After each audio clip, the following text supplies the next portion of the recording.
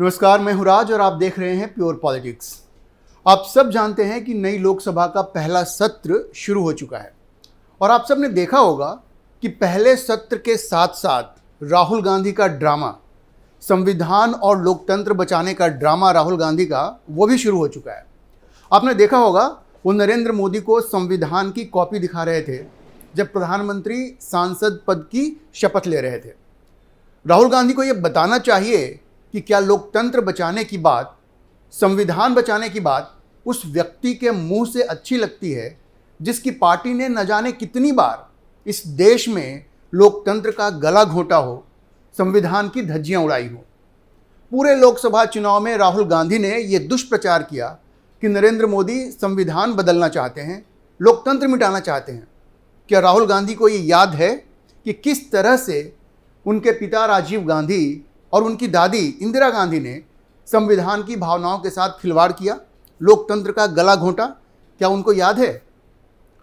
आज 25 जून है और आज का दिन इतिहास में भारतीय लोकतंत्र के काले अध्याय के रूप में दर्ज हो चुका है, क्योंकि आज के ही दिन राहुल गांधी की दादी इंदिरा गांधी ने इस देश में इमरजेंसी लगाया था, आपातकाल लगाया था, लोकतंत्र की हत्या की थी, सभी नागरिकों के मौलिक अधिकार छीन लिए थे, सारे राजनीतिक विरोधियों को जेल में बंद कर दिया था, आपातकाल में संविधान में संशोधन भी कर दिया, संविधान का प्रस्तावना आपातकाल में ही बदल दिया। अब लोकतंत्र की इससे बड़ी निर्मम हत्या और क्या होगी?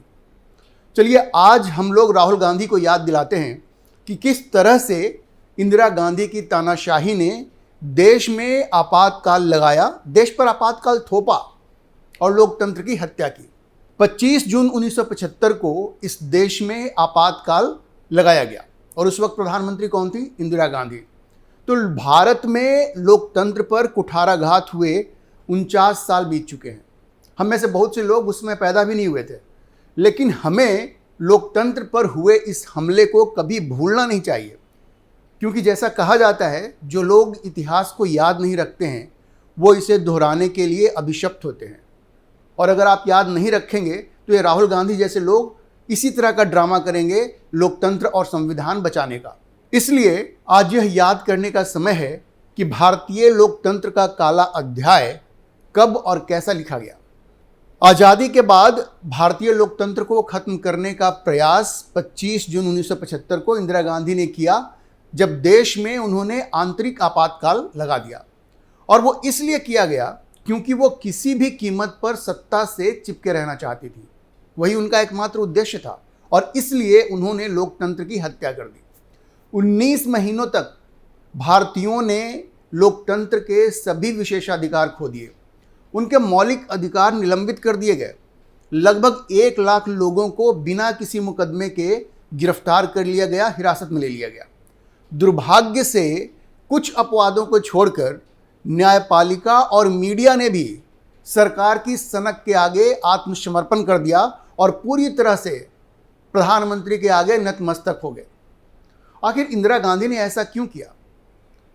इंदिरा गांधी ने यह कदम, ये बिल्कुल जो एक्सट्रीम स्टेप था, वो इसलिए उठाया क्योंकि वह किसी भी कीमत पर सत्ता में बनी रहना चाहती थी। देखिए, लाल बहादुर शास्त्री की मौत के बाद इंदिरा गांधी प्रधानमंत्री बन गई 1966 में और 1969 के विभाजन के बाद कांग्रेस के सबसे करिश्माई नेता के रूप में उनका उदय हुआ और 1969 के युद्ध में पाकिस्तान पर भारत की जीत के साथ मतदाताओं से जो उनको इतना बड़ा सपोर्ट मिला, उससे इंदिरा गांधी के अंदर एक अहंकार आ गया। उनको यह विश्वास हो गया कि वह कभी गलत नहीं हो सकती थी और उनके विरोधी और आलोचक कभी सही नहीं हो सकते थे। उनको लगता था मैं हमेशा सही हूं और मेरे विरोधी हमेशा गलत हैं। 1973 तक इंदिरा गांधी बिल्कुल मनमर्जी फैसले लेने लगी थी, वो किसी की सुनती नहीं थी, अपने मन से फैसले ले रही थी। यहाँ तक कि वो सुप्रीम कोर्ट की स्वतंत्र कार्य प्रणाली में भी हस्तक्षेप करने से नहीं हिचकिचा रही थी। और ये राहुल गांधी संविधान और लोकतंत्र बचाने की बात करते हैं। सबसे महत्वपूर्ण निर्णय इंदिरा गांधी ने ये लिया कि सुप्रीम कोर्ट के मुख्य न्यायाधीश के रूप में न्यायमूर्ति A.N. रे की नियुक्ति कर दी। अब न्यायपालिका को नियंत्रित करने की अपनी उत्सुकता में इंदिरा गांधी ने रे से वरिष्ठ 3 अन्य न्यायाधीशों को हटाकर अपने पसंदीदा जस्टिस को उन्होंने चुना। इंदिरा गांधी एक लचीले मुख्य न्यायाधीश की नियुक्ति के लिए बेताब थी। लचीले मतलब जो उनकी बात मान सके, क्योंकि उस वक्त, हाल के दिनों में, उस वक्त के समय के हिसाब से सुप्रीम कोर्ट ने बैंकों के राष्ट्रीयकरण और प्रीवी पर्स की समाप्ति जैसे मामलों में थोड़ी सी प्रतिकूल राय दी थी। तो इंदिरा गांधी सुप्रीम कोर्ट से बहुत खुश नहीं थी और वो चाहती थी कि उनकी पसंद का व्यक्ति वहाँ चीफ जस्टिस बने। अब आपातकाल लगाने के पीछे का तर्क समझा रही थी इंदिरा गांधी एक इंटरव्यू में संडे टाइम्स को दिए एक इंटरव्यू में जब उनसे पूछा गया कि आपने आपातकाल क्यों लगाया, तो इंदिरा गांधी ने कहा कि जेपी आंदोलन की गैर संवैधानिक चुनौती को संवैधानिक रूप से पूरा किया गया। तो वो ये मानती थी कि जो जेपी आंदोलन था उसको टैकल करने के लिए उन्होंने ये आपातकाल लगाया। क्योंकि संविधान में आपातकाल की व्यवस्था थी, इसलिए उन्होंने कहा कि जेपी आंदोलन असंवैधानिक था और उससे निपटने के लिए ये संवैधानिक तरीका उन्होंने इख्तियार किया। तो सवाल ये उठता है कि आखिर जेपी आंदोलन क्या था और क्यों शुरू हुआ। तो आइए पहले ये समझते हैं कि ये जेपी आंदोलन क्या था और क्या इसे देश में आपातकाल लगाने के लिए दोषी ठहराया जा सकता है। सबसे पहले जेपी आंदोलन की प्रकृति और प्रभाव को समझने का प्रयास करते हैं। हुआ ये कि 1974 तक भ्रष्टाचार ने शैतानी रूप ले लिया था और जनता, विशेषकर युवा, वो बड़े पैमाने पर भ्रष्टाचार के खिलाफ गुस्से से उबल रहे थे, जिसने शासन को लगभग पंगु बना दिया था। अब गुजरात पहला राज्य था जहां भ्रष्टाचार के खिलाफ जनता का गुस्सा फूट पड़ा और हिंसक हो गया। और इस बार विरोध प्रदर्शन का नेतृत्व छात्रों ने किया, जिन्होंने कांग्रेसी सीएम चिमनभाई पटेल के नेतृत्व वाली सत्तारूढ़ सरकार को बर्खास्त करने की मांग की, जिनका चिमन चोर कहकर उपहास भी किया गया था। विरोध की तीव्रता के कारण चिमन भाई को इस्तीफा देना पड़ा और राज्य में राष्ट्रपति शासन लागू कर दिया गया। अब गुजरात में छात्र आंदोलन की सफलता ने देश भर के छात्रों को प्रेरित किया और बिहार अगला राज्य था जहां छात्रों ने सत्तारूढ़ सरकार को बर्खास्त करने की मांग की, जिस पर फिर से, या ये कहिए कि जहां फिर से कांग्रेस सरकार का ही शासन था। बिहार में जनसंघ की छात्र शाखा अखिल भारतीय विद्यार्थी परिषद एबीवीपी ने दूसरे गैर कम्युनिस्ट छात्र संघों के साथ हाथ मिलाया और सरकार को बर्खास्त करने की मांग के लिए एक छात्र संघर्ष समिति सीएसएस उसका गठन किया। सीएसएस के सदस्यों ने 18 मार्च 1974 को राज्य विधानसभा तक मार्च करने का फैसला किया। पुलिस ने उन्हें रोकने की कोशिश की और छात्रों और पुलिस के बीच झड़प हिंसकें हो चली, जिसमें 3 छात्रों की जान चली गई। इस घटना के बाद छात्रों ने अनुभवी स्वतंत्रता सेनानी जयप्रकाश नारायण, जिन्हें जेपी के नाम से जाना जाता था, उनको आंदोलन का नेतृत्व करने के लिए आमंत्रित किया। हालांकि जेपी उस समय 71 वर्ष के थे, लेकिन जेपी छात्रों के प्रस्ताव को टाल नहीं सके, क्योंकि उन्होंने भी एक छात्र नेता के रूप में अपना करियर अमेरिका के विस्कॉन्सिन से शुरू किया था, जहां उन्होंने अपनी पढ़ाई की थी। और सबसे महत्वपूर्ण बात यह है कि वह देश में व्याप्त भ्रष्टाचार से भी नाराज और निराश थे। वो भी काफ़ी निराश थे और नाराज रहते थे। अब बात यह थी कि जयप्रकाश नारायण महात्मा गांधी के बहुत करीबी सहयोगी थे और उन्होंने स्वतंत्रता संग्राम में सक्रिय रूप से भाग लिया था। जवाहरलाल नेहरू ये चाहते थे कि वह उनके मंत्रिमंडल में शामिल हों, लेकिन जेपी ने कोई दिलचस्पी नहीं दिखाई थी। वह उन्हें बाहर से सलाह देना पसंद करते थे। जेपी कई मुद्दों पर नेहरू से असहमत थे, लेकिन उनके प्रति उनके मन में बहुत सम्मान था। जेपी बचपन से ही इंदिरा को करीब से जानते थे और जब वह प्रधानमंत्री बनी तो सबसे पहले उन्हें बधाई देने वालों में से एक जेपी भी थे।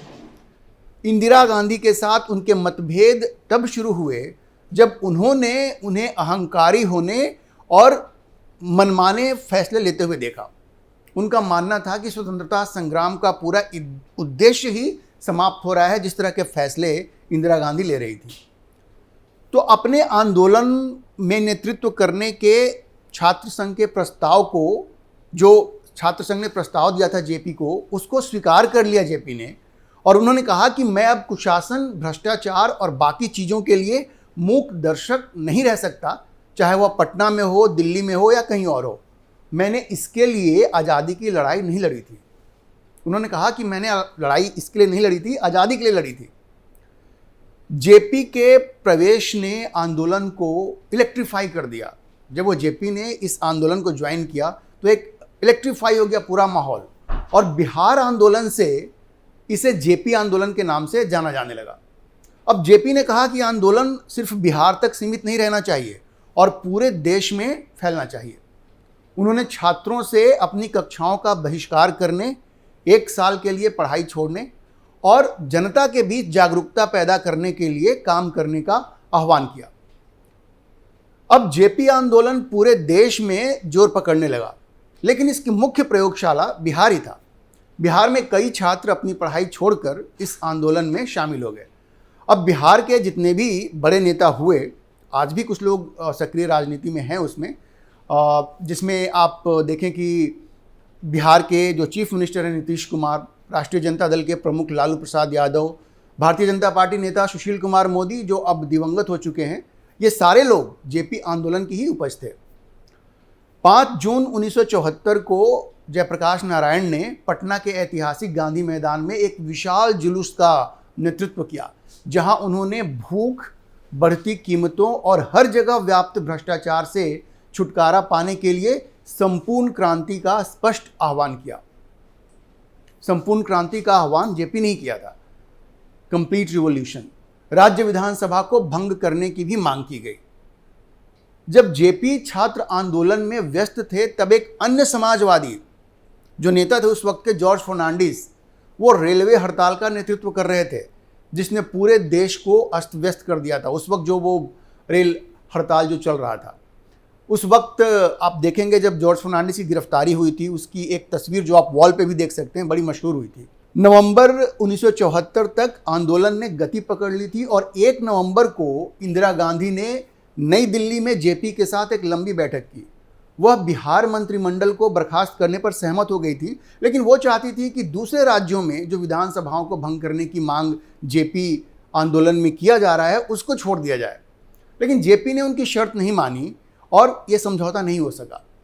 जेपी आंदोलन ही एकमात्र चुनौती नहीं थी जिसका सामना इंदिरा गांधी उस समय कर रही थी। उन्हें इलाहाबाद उच्च न्यायालय में एक अधिक गंभीर चुनौती का सामना करना पड़ रहा था, जो आधिकारिक मशीनरी के दुरुपयोग सहित भ्रष्ट आचरण के माध्यम से 1971 में जो वो रायबरेली से जीती थी, उसके खिलाफ एक याचिका दायर किया गया था, उस पर सुनवाई हो रही थी। अब यह याचिका समाजवादी राजनारायण द्वारा दायर की गई थी, जो 1971 के चुनाव में उनसे हार गए थे। 19 मार्च 1975 को इंदिरा गांधी अदालत में गवाही देने वाली पहली प्रधानमंत्री बनी। 12 जून 1975 को इस मामले की सुनवाई कर रहे इलाहाबाद उच्च न्यायालय के न्यायाधीश JML सिन्हा ने संसद के लिए इंदिरा गांधी के चुनाव को अमान्य घोषित कर दिया। अब इस फैसले के खिलाफ सुप्रीम कोर्ट में अपील दायर करने के लिए श्रीमती गांधी को 20 दिन का समय दिया गया था। इलाहाबाद कोर्ट के फैसले ने इंदिरा गांधी के विरोधियों को उन पर निशाना साधने और उनकी बर्खास्तगी की मांग करने का बड़ा मौका दे दिया। विपक्षी दलों ने भ्रष्ट प्रधानमंत्री को बर्खास्त करने की मांग को लेकर, भ्रष्ट होने का उनका आरोप था, इस मांग को लेकर के राष्ट्रपति भवन के बाहर धरना दिया। अब जेपी भी काफ़ी तीखी प्रतिक्रिया दे रहे थे और उन्होंने कहा कि अगर अदालत के फैसले के बावजूद इंदिरा गांधी पद पर बनी रहती हैं तो यह शर्मनाक और निंदनीय होगा। इस फैसले ने जेपी और इंदिरा गांधी के बीच की खाई को और चौड़ा कर दिया, क्योंकि जैसा कि कुछ कानूनी और राजनीतिक टिप्पणीकारों ने बताया कि न्यायाधीश इंदिरा पर थोड़ा कठोर थे, क्योंकि उनके खिलाफ आरोप उतने गंभीर नहीं थे। अब इंदिरा के समर्थकों को इस बात पर अफसोस था कि जज ने मामले की योग्यता से ज़्यादा जेपी आंदोलन द्वारा किए जा रहे दुष्प्रचार पर भरोसा किया। उनमें से कुछ ने यह भी आरोप लगाया कि न्यायाधीश सिन्हा इंदिरा पर कठोर थे क्योंकि वह जेपी की जाति यानी कायस्थ जाति से आते थे। ये सब आरोप थे, क्योंकि ये कांग्रेसी इस बात को पचा नहीं रहे थे कि इंदिरा गांधी के खिलाफ कोर्ट से कोई फैसला आया है। अब अदालत के फैसले ने इंदिरा के उन सभी समर्थकों को अपने पीछे एकजुट कर लिया जिन्हें उन्होंने वर्षों से इतनी सावधानी से एक साथ अपने साथ जोड़ा था। उन सभी ने उन्हें सलाह दी कि वह इस्तीफा नहीं दें और सुप्रीम कोर्ट के फैसले का इंतजार करें। 23 जून को सुप्रीम कोर्ट ने इलाहाबाद फैसले पर सशर्त रोक लगा दी। न्यायमूर्ति VR कृष्णा अय्यर ने इंदिरा गांधी को संसद में उपस्थित होने की अनुमति दी, लेकिन फैसला सुनाया कि जब तक उनकी अपील पूरी तरह से नहीं सुनी जाती है और उस पर फैसला नहीं सुनाया जाता है, तब तक वह मतदान नहीं कर सकती थी संसद में। यह न केवल इंदिरा गांधी के लिए बल्कि पूरे देश के लिए बहुत ही अजीब स्थिति थी। कांग्रेस पार्टी में भी कुछ सुगबुगाहट थी कि इंदिरा गांधी को अब इस्तीफा दे देना चाहिए, लेकिन इंदिरा गांधी की जो मंडली थी, जो उनकी जो एक किचन कैबिनेट थी, उसने इस्तीफे को पूरी तरह से नकार दिया और बिल्कुल खिलाफ थी इसके। अब देखिए, यही वह समय था जब इंदिरा गांधी के छोटे बेटे संजय गांधी उनके प्रमुख सलाहकार बनकर उभरे। उनके साथ पश्चिम बंगाल के मुख्यमंत्री सिद्धार्थ शंकर रे भी शामिल थे, जो कि एक प्रसिद्ध बैरिस्टर भी थे। संजय और रे दोनों इंदिरा के इस्तीफे के खिलाफ थे। इसके बजाय उन्होंने इंदिरा को भारतीय संविधान के अनुच्छेद 352 के तहत आंतरिक आपातकाल लगाकर अपने विरोधियों को सबक सिखाने के लिए तैयार किया कि आपातकाल लगाते हैं 352 जो अनुच्छेद है उसके तहत। अब 25 जून को SS रे ने आंतरिक आपातकाल की स्थिति की घोषणा करते हुए एक अध्यादेश का मसौदा तैयार किया। उस वक्त के राष्ट्रपति फखरुद्दीन अली अहमद, उनको सिर्फ डॉटेड लाइंस पर साइन करना था और उन्होंने बिना किसी हिचकिचाहट के वो साइन कर दिया।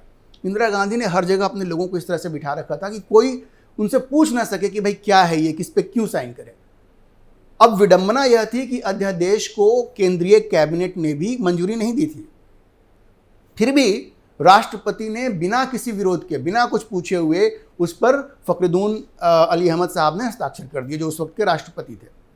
अब 26 जून को केंद्रीय मंत्रिमंडल की एक औपचारिक बैठक बुलाई गई थी और देश को चौंकाने वाली खबर बताने के लिए इंदिरा गांधी आकाशवाणी स्टूडियो जाने से पहले वहां उस कैबिनेट में सहमति ली गई। अब सोचिए, कैबिनेट के अप्रूवल के पहले ही राष्ट्रपति ने उस अध्यादेश पर साइन कर दिया था। ये थी उस वक्त इंदिरा गांधी की जो तानाशाही थी, वो कुछ इस तरह की थी। अब 25 जून की रात को दिल्ली में सभी अखबार कार्यालयों में बिजली की आपूर्ति बंद कर दी गई ताकि अगले दिन कोई संस्करण ना निकल सके। पुलिस ने JP और मोरारजी देसाई समेत प्रमुख विपक्षी नेताओं को गिरफ्तार कर लिया और उनको जेल भेज दिया। पूरे भारत में लोगों को गिरफ्तार कर जेल में डाला जा रहा था।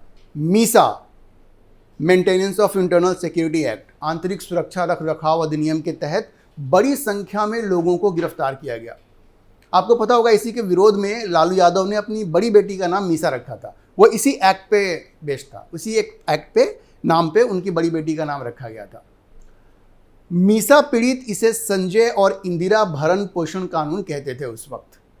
सबसे अधिक परेशान करने वाली बात यह थी कि नागरिकों के मौलिक अधिकार निलंबित कर दिए गए थे उस वक्त, और आम लोगों को और राजनीतिक विरोधियों को उनको अनियंत्रित गिरफ्तारी के लिए कोई न्यायिक उपाय, कोई जुडिशियल रेमेडी उपलब्ध नहीं था।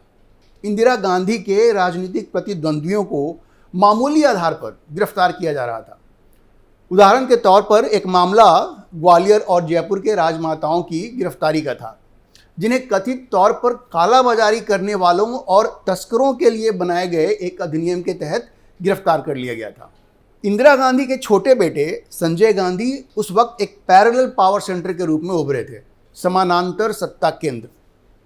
उनका अपनी मां पर जबरदस्त प्रभाव था और उन्हें बड़े पैमाने पर आपातकाल लागू करवाने में महत्वपूर्ण भूमिका निभाने वाले व्यक्ति के रूप में देखा जाता था। वही मेन व्यक्ति थे, सबको लगता था कि वही मेन पर्सन है जो कि ये सब कुछ करवा रहा है।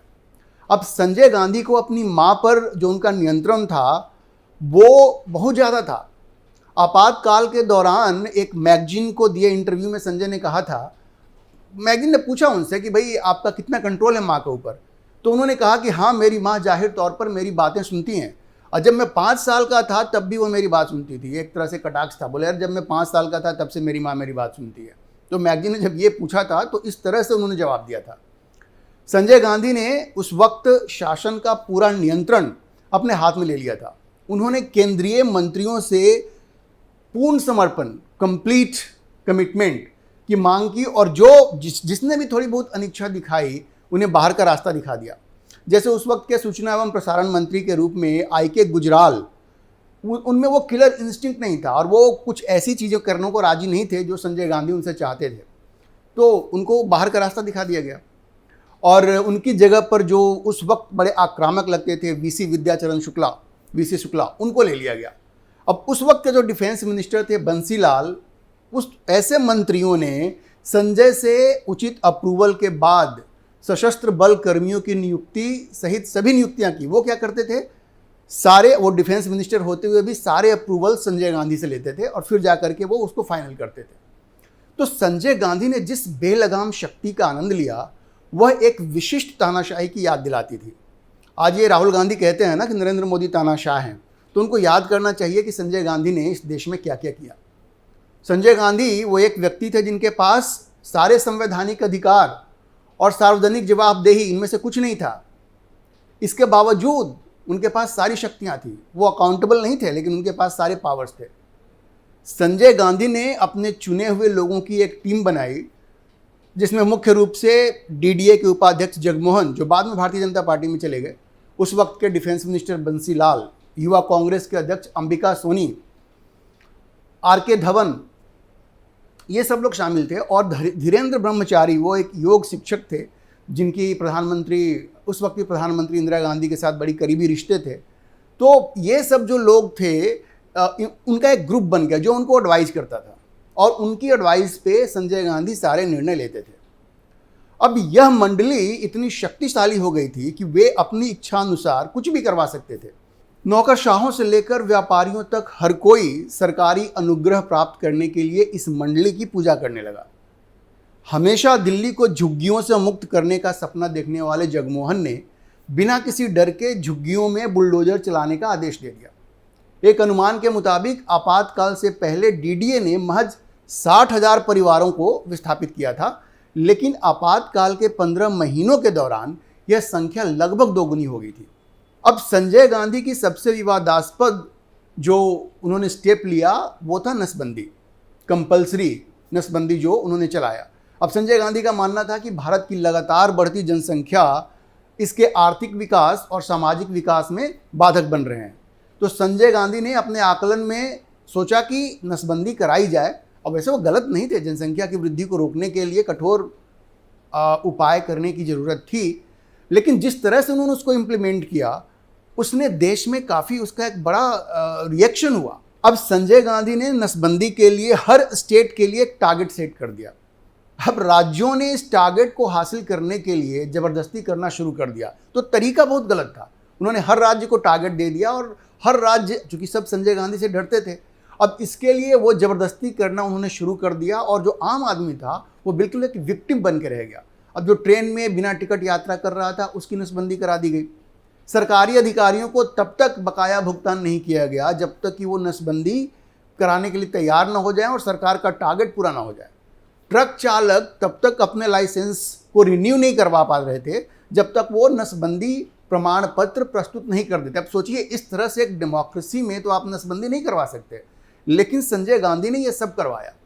यहाँ तक कि जो झुग्गीवासियों, जो उस वक्त के झुग्गीवासी थे, उनको भी पुनर्वास के लिए जो प्लॉट अलॉट करना था उससे पहले भी उनसे ये प्रमाण पत्र मांगा गया कि आपकी नसबंदी हुई है कि नहीं हुई है।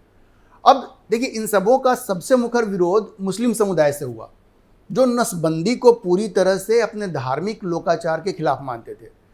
लेकिन संजय गांधी किसी की कोई बात सुनने को तैयार नहीं थे। मुजफ्फरनगर में पुलिस के साथ झड़प में 50 से अधिक मुसलमानों की मौत हो गई जब वे सरकार के बड़े पैमाने पर नसबंदी अभियान के खिलाफ विरोध प्रदर्शन कर रहे थे।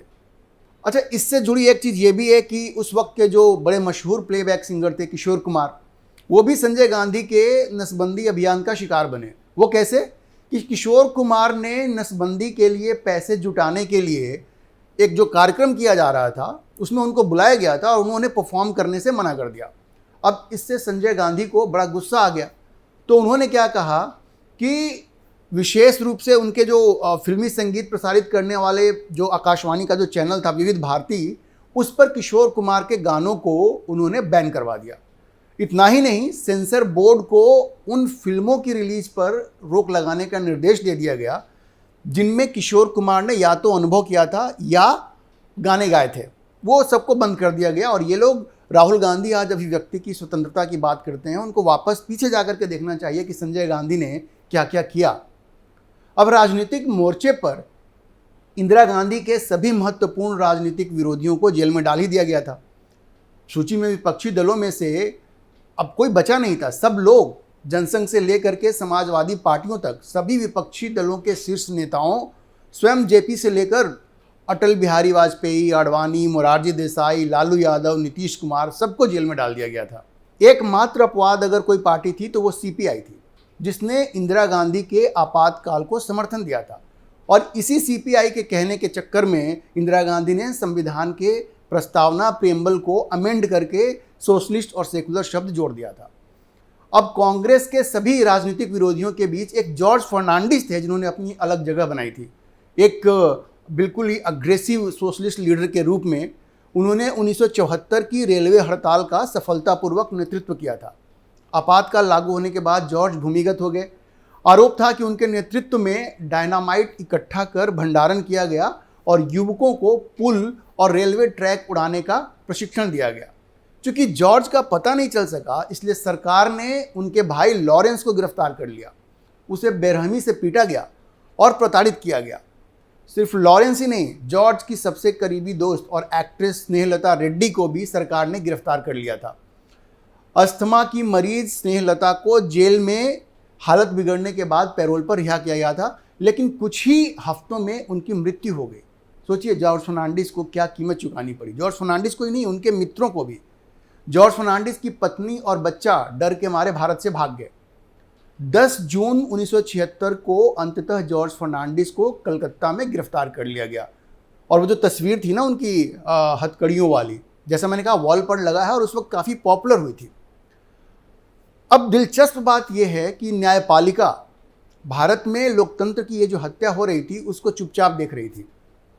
जाहिर है न्यायपालिका में सही लोगों को सही स्थानों पर बिठाने की इंदिरा गांधी की योजना अच्छी साबित हुई थी। और राहुल गांधी आज कहते हैं कि जुडिशरी जो है वो भी नरेंद्र मोदी की पकड़ में आ गई है। तो उनको पहले ये देखना चाहिए कि इंदिरा गांधी ने किस तरह से जुडिशरी पे अपना कब्जा जमाया था। अच्छा, उससे सबसे आश्चर्य की बात यह थी कि इंडियन एक्सप्रेस और स्टेट्समैन जैसे कुछ अपवादों को छोड़कर भारतीय मीडिया ने भी बिल्कुल सरकार के आगे आत्मसमर्पण कर दिया था और समाचारों की सरकारी जो सेंसरिंग जो हो रही थी उस वक्त, जो समाचार सेंसर हो रहे थे, उसके लिए वो तैयार हो गए थे। अब मीडिया की डरपोक प्रतिक्रिया पर अफसोस जताते हुए लालकृष्ण आडवाणी, जो बड़े निराश हो गए थे, उन्होंने कहा था कि आपको झुकने के लिए कहा गया था लेकिन आप रेंगने लगे। ये आडवाणी का बड़ा फेमस स्टेटमेंट है, you are asked to bend but you started crawling. ये आडवाणी ने कहा था। अब देखिए, वैसे तो जनता में पूरा आक्रोश था, लेकिन आमतौर पर जैसा होता है, जो एजेंसीज होती हैं वो सरकार को मनमाफिक रिपोर्ट्स दे रही होती हैं। इंदिरा गांधी को भी मनमाफिक रिपोर्ट्स मिल रही थी कि जनता तो बड़ी खुश है जो कुछ वो कर रही हैं। तो इससे इंदिरा गांधी के अंदर एक आत्मविश्वास आ गया। उनको तो ऐसे भी लगता था कि वो जो भी करती हैं वो बिल्कुल सही होता है, क्योंकि अभी तक उन्होंने हार का मुंह तो देखा नहीं था वैसे। तो आत्मविश्वास से भरी इंदिरा गांधी ने 18 जनवरी 1977 को ये घोषणा की कि संसद भंग कर दी जाएगी और नए चुनाव कराए जाएंगे। यह घोषणा संजय गांधी समेत हर किसी के लिए अप्रत्याशित थी, जिनसे इस बार ना तो सलाह ली गई और ना ही पहले से सूचित किया गया। मतलब किसी से सलाह नहीं ली गई थी, वो बिल्कुल एक ये निर्णय इंदिरा गांधी की तरफ से आया था। अब गंभीर आरोपों का सामना कर रहे जॉर्ज फर्नांडिस को छोड़कर सभी राजनीतिक कैदियों को रिहा कर दिया गया और 20 जनवरी 1977 को 4 मुख्य विपक्षी दलों अर्थात जनसंघ, चरण सिंह के नेतृत्व वाली भारतीय लोकदल, सोशलिस्ट पार्टी और मोरारजी देसाई की कांग्रेस ओ का विलय हो गया और एक नई राजनीतिक पार्टी जनता पार्टी का जन्म हुआ।